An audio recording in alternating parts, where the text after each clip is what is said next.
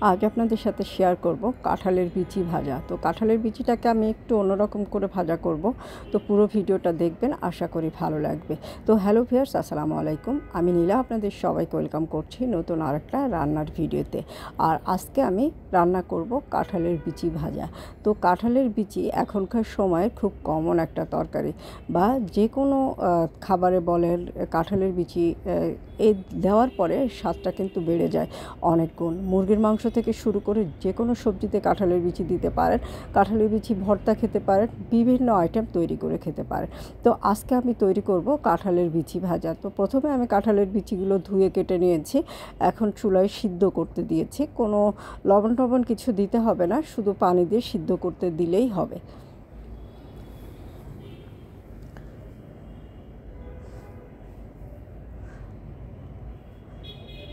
তো এই যে দেখেন কাঁঠালের বিচিটা সিদ্ধ হয়ে গেছে।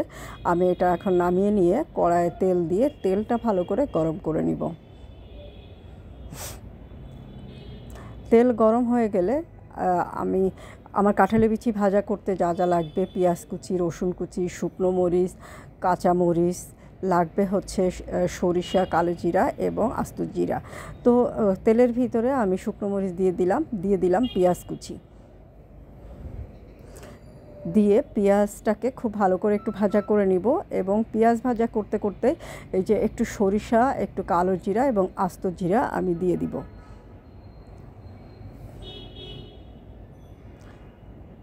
দিয়ে এটাকে খুব সুন্দর করে ভাজা করে নিব।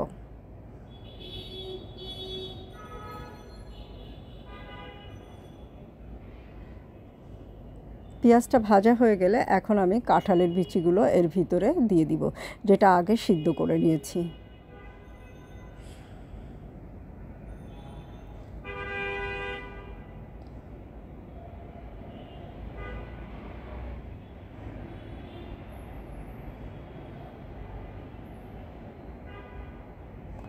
তো পেঁয়াজ ভাজাটা কমপ্লিট, খুব সুন্দর করে পেঁয়াজ ভাজাটা হয়ে গেল।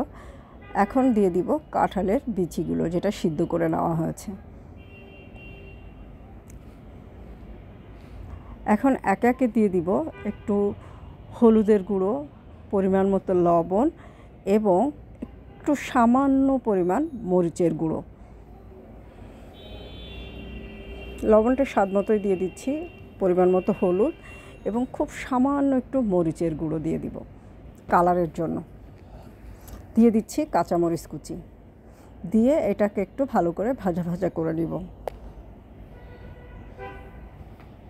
মিডিয়াম আছে বেশ খানিকক্ষণ, 10 মিনিট থেকে 15 মিনিট ভাজা করার পর একটা সুন্দর একটা কালার চলে আসবে।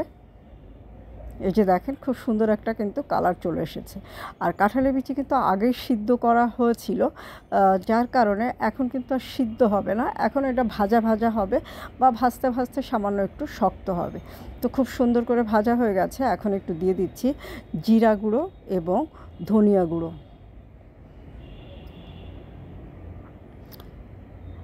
এই গুঁড়ো মশলা দেওয়ার পরে এটা যেন পোড়া লেগে না যায় সেদিকে কিন্তু খেয়াল রাখতে হবে, এবং একটু বারবার মিডিয়াম আছে বারবার একটু নাড়াচাড়া করতে হবে, বা লো আছে আপনি ভাজা করতে পারেন। তো আর কিছুক্ষণ ভাজার পরে মশলাটার গন্ধটা চলে যাওয়ার পর এখন এটাকে আরেকটু প্রসেস করব, সেটা হচ্ছে এটার ভিতরে আমি এখন ডিম দিব।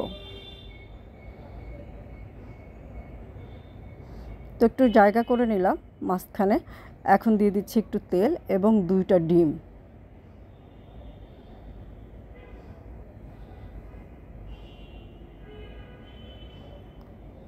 দুইটা ডিম ভেঙে দিব এবং একটু রসুন কুচি এর ভিতরে দিয়ে দিব।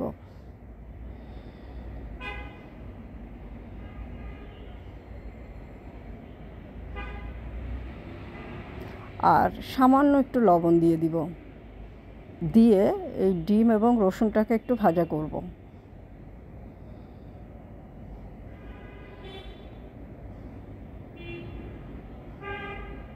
ডিমটা দেওয়ার পরে তেলটা একটু বেশি লাগবে, কারণ ডিমটাতে তেলটা টেনে নিবে।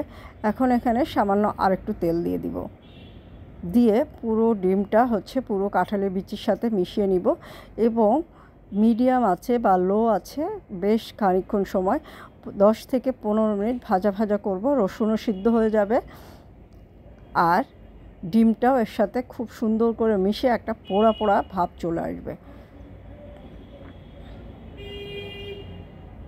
তো অল্প করে তেল দিয়ে দিলাম।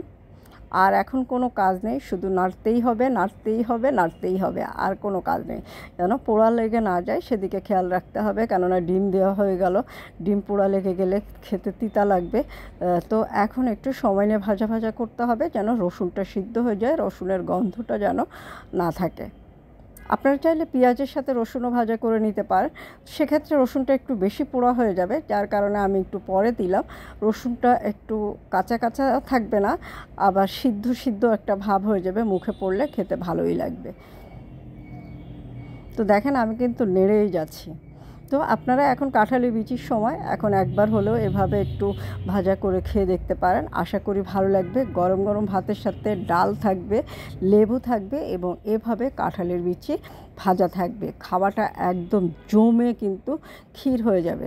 যারা পছন্দ করে না কাঁঠালের বিচি তারাও আশা করি পছন্দ করবে, এবং একদম যাদের মুখে দাঁত নেই তারাও কিন্তু এই কাঁঠালের বিচির এই ভাজিটা খেতে পারবে। একদম শক্ত হবে না, খেতে কিন্তু দারুণ টেস্টি হবে।